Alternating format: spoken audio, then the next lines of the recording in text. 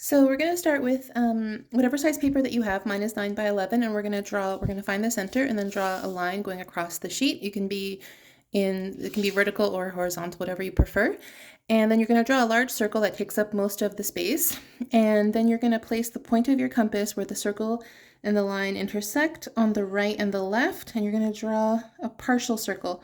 You don't need to draw the full thing because it's just going to make things a little bit messy, and we don't need the whole half circle. So you do that. Okay, and then we're going to find the bisector. So the way that you find the bisector is you have to place the compass where the circle and that arc that you just drew intersect. You may have to resize your compass. I'm just using a second compass, and then you draw a arc above and below.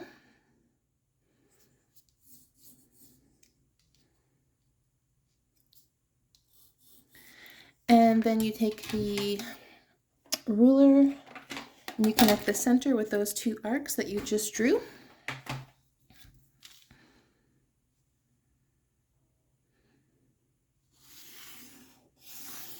Just like that. And then you place the compass with the original radius that you had, whatever it is, where your vertical line and your circle intersect, and you just complete these petals here above and below.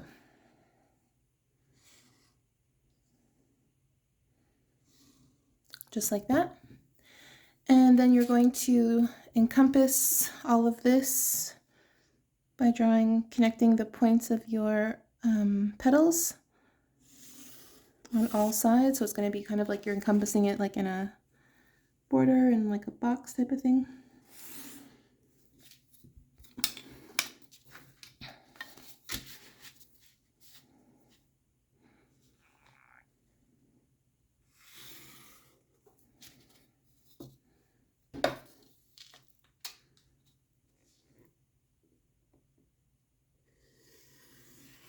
Just like that, and then you're gonna, no, I didn't quite get that one, just because my ruler is a bit too long, so I'm just gonna draw that one properly. Here, my line wasn't really straight. I'm just gonna redraw the line. There we go. And then we are going to draw our diagonals.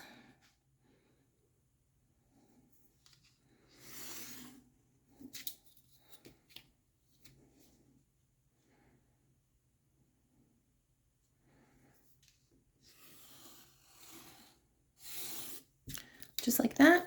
I'm just going to draw this line a little bit darker, so I'm going to go over it again.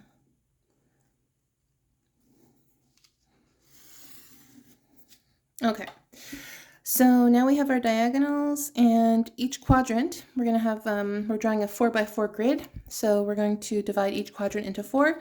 So the first thing we need to do is draw a dynamic square inside our circle.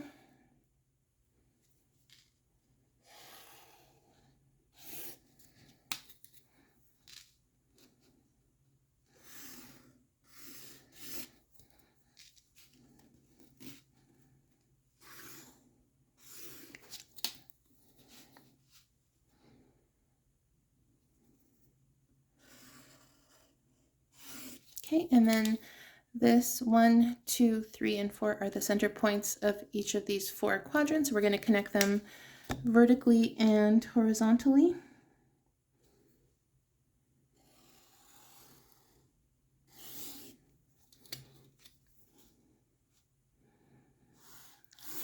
So that's vertically and horizontally.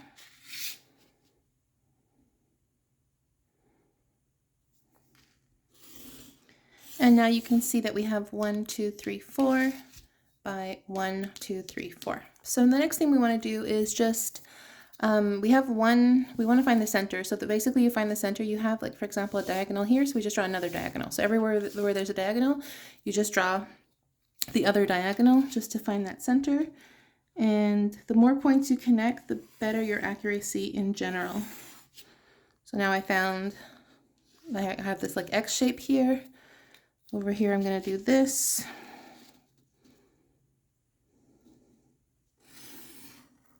Okay, so I want basically that X shape everywhere, so I'll just do that.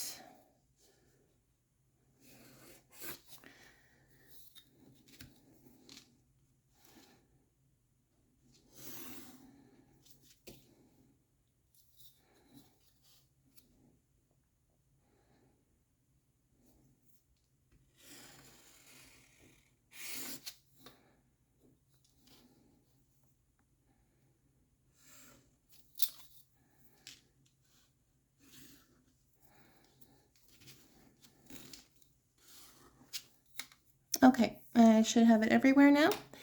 And then I just want to connect the centers. So this is the center, center, center, center. So I want to connect the centers everywhere and from the horizontally and vertically as well.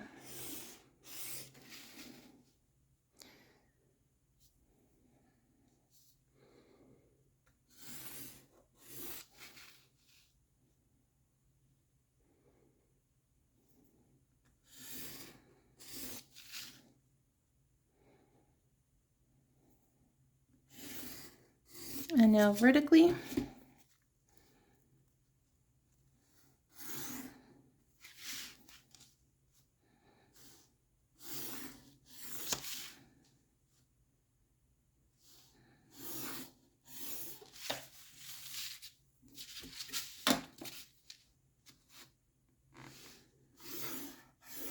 Just like that. So now I have the center. And if I want to draw the beautiful design that we saw in our class, first I'm just going to take a radius. And then I'm going to go to every corner. So I'll just, I'll go to the second one here from the right and I'll zoom in. So I'm going to go to every quarter, every vertice. And I'm just going to draw an arc. So just like that. So every vertice, like top right, top left, bottom right, bottom left. And I get this curvy shape in between, which I'll color just to illustrate it.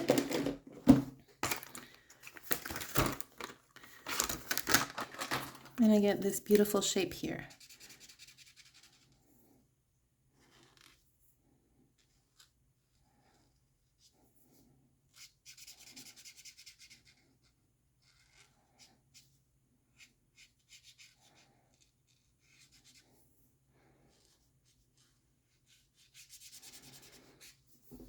Okay, and I can go to every single spot and do that, and I'll have this shape repeated everywhere. Now, if I want to make the other shape that we saw in class, that puzzle shape, I'm going to use the same grid. I'm just going to go over here on the second one.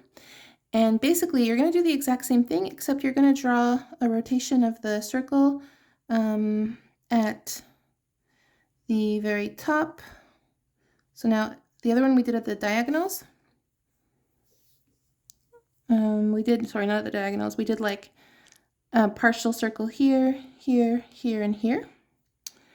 This time we're going to do it at the, over here. So at the very top,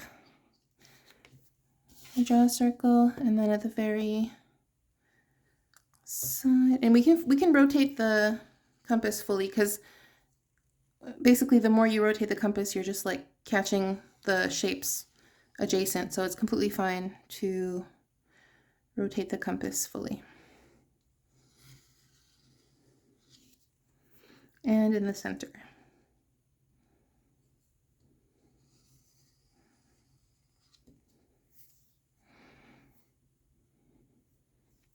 And then we're going to draw a dynamic square inside.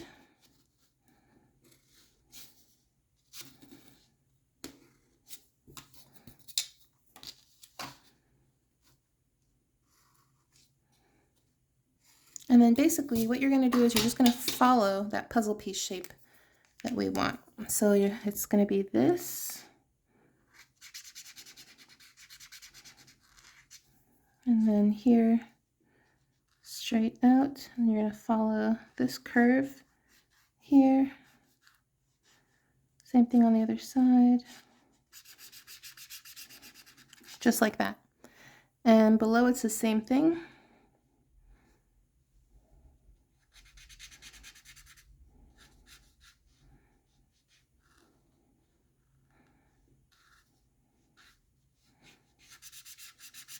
I'm going to follow it just like that. So within this quadrant, we have this shape, and then within this quadrant, we can do the same thing.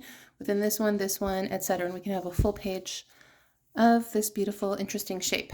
And in the negative space, we have a very similar shape as well that'll appear within the next quadrant as well. So now you've seen how to do this beautiful puzzle piece shape, and then this beautiful, like, kind of like a star shining shape, or like, you know, kind of like what you imagine with that on a 4x4 grid. And that is all.